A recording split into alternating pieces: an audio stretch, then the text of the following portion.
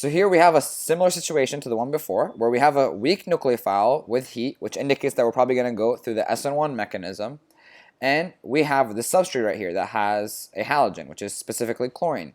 Now, notice something important about this. The carbon containing chlorine has 2 carbon bonds, so it's secondary, but its neighbor, which is right next to it, has 3 carbon bonds, making it tertiary. Now, this special fact is really important, and why is that?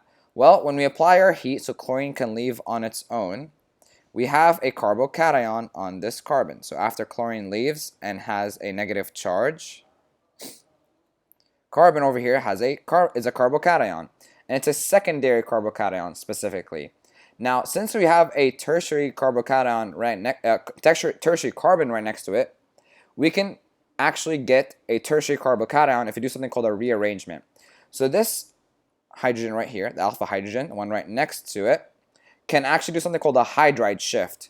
So what it does is it actually shifts and goes to this carbon. It takes takes these bonds of electrons with it and bonds to this carbon. And so what we end up getting is this substrate right here, where we still have our carbons. The carbons don't move, but only the alpha hydrogen does in this situation, where now this alpha hydrogen is right here. And now we have a carbocation on a tertiary carbon. Now, if you know by carbocation stability, a tertiary carbon is more stable than a secondary. And so this is a favorable move for the substrate. And now, only then will water act like a weak nucleophile and attack that carbocation.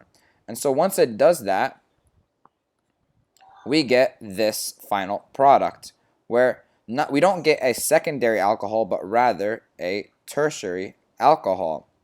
And so this hydride shift is very important to providing extra stability to the final product when undergoing Sn1 mechanisms. And this happens the same way with methyl shifts as well, which is we were going to cover in the next part.